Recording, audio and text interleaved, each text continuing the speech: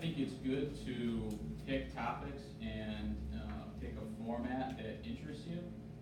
Because if you're interested in that topic, you're going to do so much more work on it and really put all your energy into it if it's interesting to you, which is going to make the product better. And if something kind of attracts you, it's probably a sign that other people are also going to be interested in it. So kind of pursue topics that are interesting to you, I think is a good way to do it. And do it in a style that is true to you. I think that makes it easier to do the work, but then it also, you're kind of making sure that your approach is going to be something that resonates with people and is going to come across as authentic. And it's sustainable too. Right. Because if you're trying to do something that doesn't come naturally to you, unless you're really committed to like changing your life and your disposition, Right. it's not going to be good in the future. Yeah. And you'll look forward to doing the work, which will give you that stamina too. Yeah. So our podcast is narrative driven. So it's scripted, it's highly produced. We interview a lot of people. Then we write scripts based on the stories that they tell us. We collect ambient sound. We collect sound of scenes. So it's very highly produced, like I said. So it's different than say like a news politics type show or something that's maybe more interview based. But I think there are some commonalities that we can talk about. So like keeping the listener interested and keeping it engaging, I think that's kind of, it's going to exist, in either format. So thinking about what you were saying, like what point in the story or what point in interview do people start to like their attention just goes, Yeah. That's probably a sign that is something that can be cut or tightened up. So think about that, like just when you're interviewing someone, when they're talking and you're just sort of like this, that's the part of the interview that you cut. Right? Or if you're telling a story to people, like think about like when you get excited telling a story, like I can't wait till I get to the punchline of this part of the story. That's going to be like the part of the story that you want to tell, And if you find yourself disinterested in the story you're telling, that probably means that it's going to be disinteresting. I mean, not interesting to other people. So kind of like follow your instincts that way. Yeah. Do you have anything else to say? And so that's all kind of, I think, like after the fact, right? For me, the most important part of our job is talking with people and how we interview people and our relationships with people and how we do these interviews is like, I think, because we're dealing with immigration, which is a lot of people have a lot of different ideas about what it is, and the entire process of immigration is a traumatic experience, even if it's like a relatively easy experience. We're dealing with people who immigrated maybe 50 years ago and have don't really know what's happening because they were 8, or they just came last year and they're refugees and they survived war and they saw all of these horrible things. So that is always on the forefront of my mind. I know Alex cares a lot about it as well, obviously. And just making sure that when you are interviewing someone, it's different than if you're Magnus Chakrabarty and you're trying to cut somebody off to get to the next point, or you're the interview's not about you, it's about this person, and trying to get the trueness out of them. And so it's your job to make that space so that they can feel comfortable telling you things. And that's when you get the great tape, and that's when you get more of the great storytelling that is less boring, and then that makes your job easier on the post-production side. Yeah, and on writing and how you structure episodes and along those lines, I think in audio storytelling, it's really important to have a point to the story or a theme that you come back to. Sometimes I can read something that is kind of rambling and maybe it's just like a kind of poetry that's just taking you to a place and that's all it is, and that's okay. In an audio storytelling format, when you have an episode, you kind of have to be this is what this is about ultimately, and this is what the story you're supposed to get out of it. So think in those terms. So when we write our scripts, there's a basic chronology because it's narrative storytelling. So we're taking you from a beginning, a middle, and an end. But But at the same time, along the way, it's like, why are we telling you these facts? Like, why is this important? Why are we deciding to focus on this versus that? Because we're interviewing people about their entire lives, but it's not a Wikipedia page where we just have everything there. We're selecting different parts that fit with a story and tell you something about like a bigger idea or a theme or something that like you're supposed to get out of it. So I was interested if people are writers, because like in a creative writing class you hear like show, don't tell. With radio it's a little bit more like show a lot, but sometimes you gotta like kind of insert yourself telling to kind of remind people like this is what the story's about, this is why we're telling this story. Because I will say a lot of people that you interview have an idea of what their story is. And they will tell you what they want to tell you. It's not necessarily what people want to hear. I remember like the first 2 episodes that we did was about this guy Omar, and his story is incredible just as is, but he kept like coming back to certain things that he thought were really funny. And like, I was like, but no, go back to like the torture scene, just for like a little, we can talk about that in a second, but, and then in your narration, when you're editing, making sure that you really like pull out the parts that were like, this is what the story is, and don't let your tape guide your story, which is what, our editor tells us every day. And we try to use a lot of sound in our stories, so a lot of sound from interviews, a lot of ambient sound that we recorded, like just stuff going on, scenes that we capture. And I think that's a way, with so many people doing podcasts today, I think that's a way to differentiate yourself and make your podcast more engaging. Because a lot of people can set up a mic, talk, for a couple hours and then post it. But if you can have something that's like really engaging and really highly produced, I think that's going to make it something that people seek out more. Can I show a sample of the Yeah, script? yeah, sure. Oh, it's that? Yeah, it's not. There's something here too. Occasionally. Yeah. Okay, I think it's on. Is it playing? Oh, no, I'm not playing. I'm just gonna show the script. Oh, okay. So, maybe we have to change the source. Yeah, if you unplug that one. This Yeah. the white one? Yeah, and then this will, I have it plugged in. Oh, okay. And then maybe one more. Do you- I think you'd have to change it. Do you wanna just have this one? No, I don't think it Oh. is. Okay. Hold on.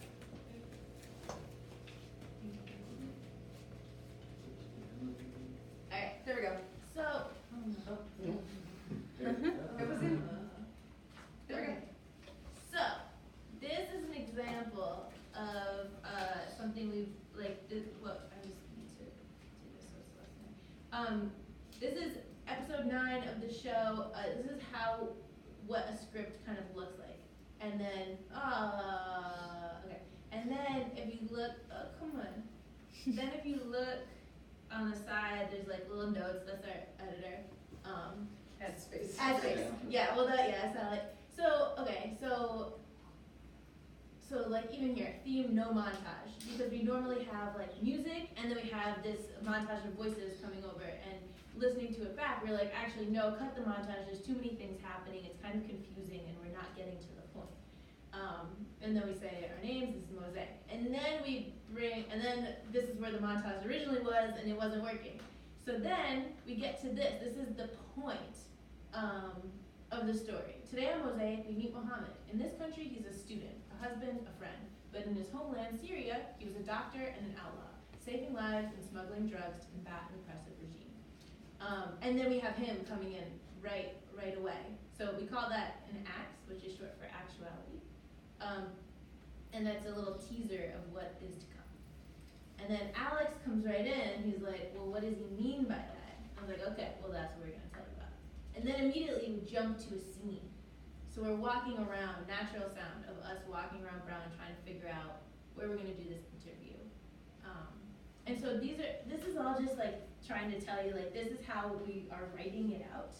And it takes a lot of planning and outlining, and like I knew that I had like 3 scenes in my mind. There was us walking around Brown trying to find an interview space, and because I want to set up the fact that Muhammad's a student and that he is like seemingly very privileged. he's very smart, he's capable, he's kind, but at the same time, he lived through this horrible thing and saw these things going on that we can't even imagine. And then I wanted to have him in Aleppo Speech, which is that Syrian restaurant, which is great, which you should all go to. And he's talking about the fact that it feels like home there, and there's like a waterfall sound, and that wound up, I originally had that at the beginning, but then I was like, no, it's more powerful at the end, because we realize he's lost his home, he is moving around a lot, and then he can still find home. So, and then the rest is all kind of like in the studio interview, and then in the studio narration about the interview. And then, I wanna see, so then when we go back to the backstory, it says music, call to prayer. Because his story actually starts in 2009 with the funeral. And so this is where we're using sound. This is a note, the music faded too fast, and then it's too low under the track. So this is all like, after we listen to a rough cut, then we make these notes, and then the music comes back up, gives a little bit of time, and then the sound is up again, and the call to prayer is continued. So it's just, we're thinking like, okay, we need to incorporate this sound, how are we gonna bring people listening in their cars in Pawtucket to a rural village in Damascus, Syria in 2009. And so just stuff like that. And there are other, I'll move on, but like the protest clips, of, like it brings you immediately into what it was like to be in Syria in 2012.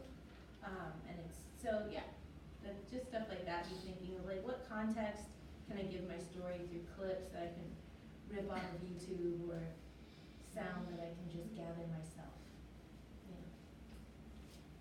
I can play my Yeah. thing now. Yeah. I'll give you a little setup. Is it, Yeah. can I turn it off or anything? Is it all right? Oh, no, I think it's off. So, We probably should Okay. say this. okay, I just clicked it. Oh, okay, great. You want it now? No, let me set it up a little. Yeah, so, Do you want me to bring up the script? What do you think? oh, yeah, sure. Ooh, that's a good idea. Yeah. Okay, wait, okay. So this is just excerpt from a story that we did. It was on a group of Portuguese comedians from Fall River. And I first heard about them because my family's Portuguese and we would watch like their YouTube videos and stuff like that. So then I just kind of thought like, who are these guys? I'm kind of curious how they wound up being Portuguese comedians who perform all over the country and post these like viral videos of themselves doing funny Portuguese stuff. So this All is, green. yeah, see, I must have highlighted something. Oh yeah, you can see all the different, oh, and then this is our sound editor, took the liberty of color coding any cues from music in that sound, hope that's okay. Yeah. So, So this is, this is kind of an example of what I was talking about, like do a story that's interesting to you, because if it's interesting to you, you're gonna report it in a level of depth and really get into it in a way that's not gonna be superficial, it's not gonna be uninteresting because you care about it and you wanna get at those interesting details. So I found this interesting, so I think it kind of was reflected in the way it came out. Also, like they're comedians and they're funny, and I like to think I'm funny sometimes, so like it kind of fit my writing style.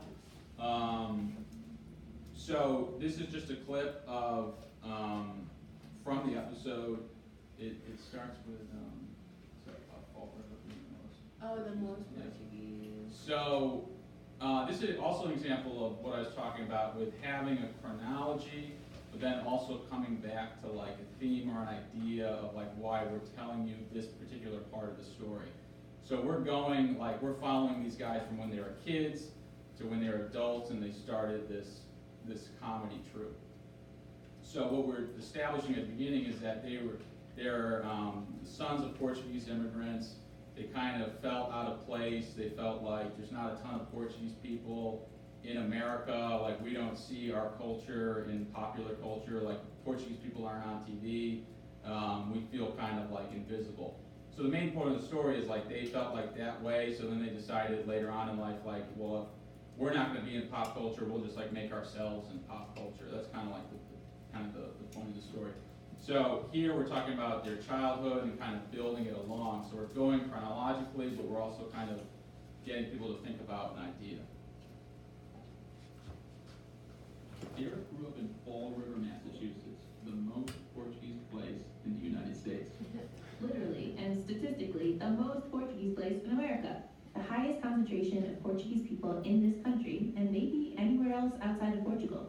Some people describe the neighborhood Derek lived in as a village in the Azores that was literally lifted up and set down in Fall River. But just because there were a lot of Portuguese people around there, it didn't mean everybody liked them. Derek would hear slurs like greenhorn and Portuguese. He remembers one childhood bully in particular, a kid named Bobby. Big old piece of shit, Bobby. From here on in, I'm referred to as piece of shit Bobby. POS Bobby, Yeah, that's broadcasting. Yeah, broadcasting. POS Bobby. Yeah, he would, my mom would walk me to school, you know, and she told Portuguese to me. And he would say stuff to you, Portuguese type stuff? Yeah, he called me real. He pushed me, I pushed him back, and then he punched me, and then the teacher split us up, you know? So I guess you could say POS Bobby won that fight. Life can be hard with POS Bobbies out there going on and ragging on you for being Portuguese. For sure. It was hard pressed growing up to feel cool being Portuguese because you didn't have anything representing you as being cool. This is Al Sardina, Derek's best friend. They've known each other for longer than either of them can remember. Portuguese representation, in my experience growing up, was very cultural and traditionally based. So it was like, father singers.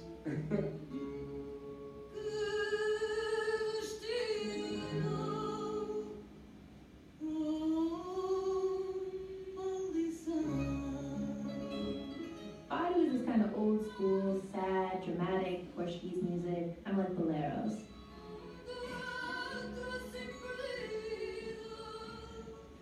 Yeah, a little bit different than Taylor Swift. There really was no modern version of the Portuguese cool guy. It was just like everything was sort of a source of embarrassment. Derek and Al had these conflicted feelings growing up. They were really aware that they were different. And being Portuguese, they sort of felt like their culture was invisible outside of their little world in Fall River. Yeah, they're really clear that they were always proud of being Portuguese, but it bothered them that they didn't see their own experience reflected back to them in broader American culture. Right, they're... I'll just stop it there. That gives you kind of a sense. And it had in there too, like, just think of like when people are telling a story and you can kind of visualize what they're saying, I think that's something that engages the listener. So like, just hearing about this, schoolyard bully pushing him, like you can picture that, and it kind of draws you in. I think. But it's not so prescriptive that way, like piece of shit Bobby was a 13-year-old bully who wore his hat like Right. this. It's like you can make it up, Yeah. Like you don't want to get lost in the details. Like he was in 8th grade and Derek was in 6th grade. Details with details that are meaningful. Yeah. Yeah. That's great. Yeah. Thank you guys, save your questions for them or write them down. We have one more person right here from Tom. He's gonna close us off with some of that nitty gritty sound editing Yeah, details. Do you need the speaker? Ironically, I think I don't. So I'm gonna keep it slightly brief, but how many of you have edited audio before? Did you find it difficult to learn, and how did you learn? Did you look at YouTube videos, or, yeah?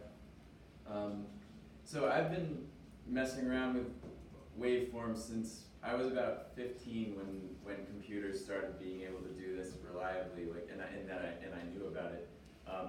So I've been looking at waveforms for, I guess, 23 years, which is weird. So to me, I'm not scared of these, but I can remember a time when I was, and I'd look at this and go like, this is alien language, like I feel like the lady in that movie where the human talking to aliens, whatever. So, but I guess first things first, you it sounds cliche, but like you do want to use your ears. So the visual part is just a guide for you. Like you can see if a clip is bigger this way, it's louder. you can see when there's no sound, it's just a flat line, that means pretty much silence. So like, as you navigate through, you know, you're using your eyes and ears at the same time, and like when you hit play on something, you know, I'm a musician, so I come at all of this from a musical standpoint. So like when I'm editing, you know, you use your eyes and ears, so you can see the phrase and hear the phrase, so that you're confident, like, okay, this is the one I want, and I'm gonna move it or cut it or do something with it. Since I do come at this from a musical background, I don't want to get too technical right now, but one thing I want to say is I'm a big believer in multi-track audio for podcasts. So like, you know, for some people, if you're just having a conversation around a table and your audio interface doesn't have multi-channels and you just want to get it out there as soon as possible, you're not worried about editing, that would be a chance to say like, all right, I'm not going to worry too much about the details, we're just going to have this conversation, we're going to put it online immediately, because that's good enough. But even in that case, you know, you want it to sound as good as possible. Like, you know, if there's a lot of echo in the room, for instance, or if, you know, if this thing were in the background, like, even in that case, you still want it to sound as good as possible, because for people to listen for 2 hours straight, it's like you don't want to be fatiguing their ears. So step one would be, you know, try to be in a room that's not too echoey. You know, try to avoid fans. If there's an AC unit, you might have to turn it off briefly. The room in this building I've been in, and I think it's great, and like the mics seem good to me. So like, I'd say if you're doing controlled, you know, conversational recording, that would be a great room to do it in. And if you can, if you're using multiple mics, say 2 mics, my recommendation would be to record on 2 audio tracks, which you might have to look up a YouTube video for whatever software you're using. But when you use multiple tracks, that gives you the ultimate control. So like if somebody coughs, or, you know, you can even, when you're editing, you can move things, you can edit both at the same time, so everything stays correctly in time with everything else, but you're using these chunks from both. And you know, you can even cut out silence from the other track so that it highlights the person who's speaking. It gives you just a lot of control. So I'm a big fan of multi-track audio. Whatever software you're using, I would say if there are 2 audio processing effects to not be scared of and maybe look up a few videos and maybe get comfortable with, it would be EQ, which stands for Equalizer. So anyone whose record players are now, you know, they're not totally current, but anyone who's like messed around with the bass level in your car or in your home stereo, or the treble level, that is an EQ, that's equalization. And all you're saying is, I want to emphasize low frequencies, or you know, take down high frequencies. And basically, like an EQ will say, you could say like, you know, if you cut out everything in a very low frequency range, you probably won't be able to hear the difference. Most people's voices don't go below like, I don't know, 60 hertz or 80 hertz. So if you were to chop out everything beneath that, the audio is only going to become clearer. You won't hear any rumbles or any, you know, the breath pops will be less. There'll be less of that. So like, I usually just recommend like scoop out the bass frequencies to the point where you can't hear the difference. Like, you know, you won't miss them because you don't even know that they're missing, but it will help your audio. And then with high frequencies, you don't want it, that would be sort of the sound that maybe gets a little too harsh especially if you're using audio that, say you were recording on the street with your iPhone, and you know, all of a sudden I'm a big fan of like diversity in sound sources. I think that keeps people's attention, like what they're doing with like layering music under something, or like maybe you cut to a phone call, like any change in audio really gets people's attention and keeps things moving. But if you're using like a Skype call sound source, you just want to make sure that it doesn't sound harsh. And so that would be learning to sort of tame the high frequencies down a little bit, and you might have to the EQ can help you sort of soften things. And then the other effect is compression, which that's when you hear like a booming radio voice, like you can picture, you know, NPR voice, it's like, oh, they sound so large. It's because there's a lot of compression going through that signal, including just to broadcast on the radio. They use compression and stuff. So if you want to like sound more legit and maybe sound clearer and maybe, you know, then you can use a compressor, and you know, GarageBand has them. I think Audacity probably has one. I think Apple computers like have like built-in compressors.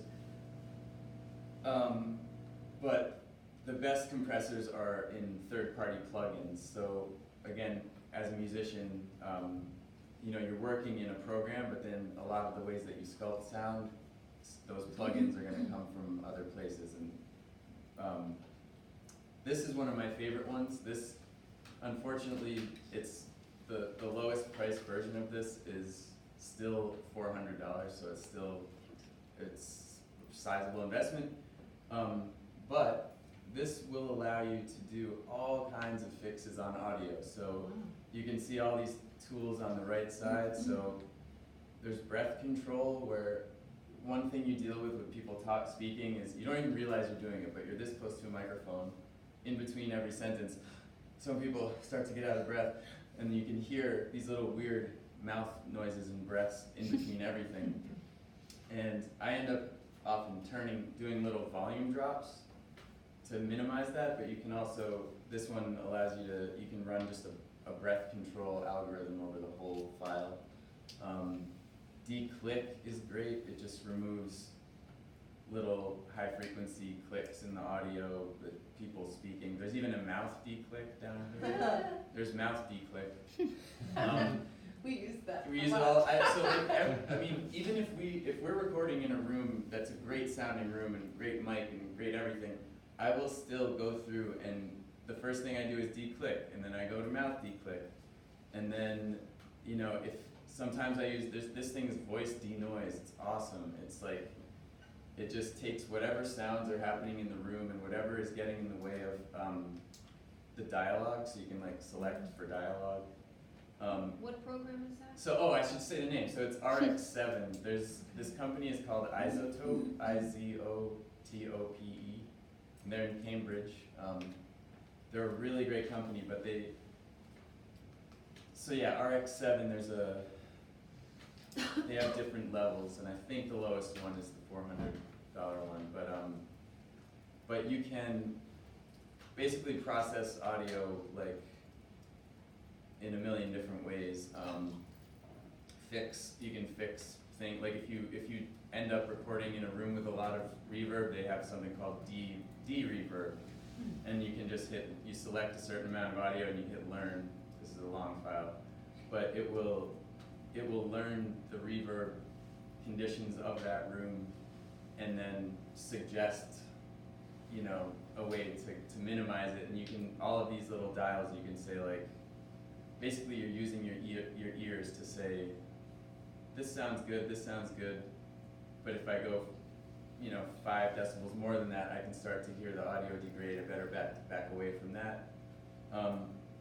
And then my favorite is enhanced dry signal down here. So it recognizes what the voice is without the reverb, and you can just say like, enhance that. Like, go magic computer, just make it better. This company's it's just amazing for, I feel like I should be a rep for them, but I'm not. It just helps so much, and you don't really have to know what you're doing. It just kind of suggests things for you. So this is my ace in the hole for, you know, for dialogue and for sound. But any program you use will have an EQ and compression, and that's really what's going to get your sound to be as good as it can be. And then just on touching on music for a moment, there's a program called Hijack that's free, and basically any sound that you can get to come through your computer, whether it's a Skype call, a YouTube clip, a 30-second, demo on iTunes, whatever it is, you can capture that audio. It works like a tape deck, like you just hit record, and whatever's happening, you select like the application that you want to record, and you just hit record, and it'll capture that for you. So it's a handy, fast way. Like if you don't feel like downloading a 2-hour YouTube video to get a 5-second clip, you can just get the thing that you want. And yeah, just music. I make theme songs, and if anyone's interested in that, we could just maybe in the Q&A or something later. But like, I'm also not really hip on all the legal aspects of. I think with your theme song, you want to try to get that to be Yeah. unique, Yeah. original. Don't rip, yeah. Don't rip it. Don't rip Yeah. it. Don't just use a pop song like that you love. You will get in trouble. But I Unless believe, you're parodying it, and then it's free. right, so Yeah. within the broadcast stuff, like fair use comes into play, where if you're commenting on something, I think you're allowed to. Yeah. Yeah. We had to deal with this fair use question because we interviewed someone who actually wrote the first comprehensive book about hip hop. What? Trisha Rose. Yeah. Yeah. And she has this moment in the piece where she's saying, like, the first time I heard hip hop was like on the basketball courts of Co-op City in the Bronx, and it sounded like this, like people just like riffing over the B-side of like a disco hit. And then I heard Rapper's Delight. Rapper's Delight on the radio 5 years later, and I was like, how did this end up on the radio? What is this? So we wanted to play just a little bit of Rapper's Delight underneath it, and we were like, I think this is fair use. We had to run it by the lawyers at Brown to make sure, but basically, it's squishy, so if you get into that, you really should talk to a legal team, but basically if you're commenting on it, if you're not using it as your theme song, if it's educational, and also if you're not making money off of it, that you're usually in the clear. I use a resource, I don't know if you're familiar with it, freemusicarchive.org. Yeah. I love that, yeah. Yeah, it's really great. They have like hundreds, thousands of tracks and all different genres, and it's really great. And there's something called freesound.org, where if you need Foley, you can type in like walking through dry leaves or something. Yeah. And Yeah. the BBC has a really good Foley archive too. Yeah, we've been using that. Yeah, although if you want people speaking, it's all British people. So. Gotta figure it out. Oh, that's so cool. Yeah, that's pretty much all. I just do sound. I came from music, so I'm lucky. I feel lucky because I'm just like, does it sound good? Yes. My one thought on keeping things interesting is like, if somebody's laughing, that's always Yeah. a plus for me. Different sound sources, like I said, and just anything. You have to just trust your ear. Like it's a sonic art form, so I don't know, except Using your gut, like what feels interesting, what do you want to listen to. Let's thank them, and then we'll open it up to Q&A.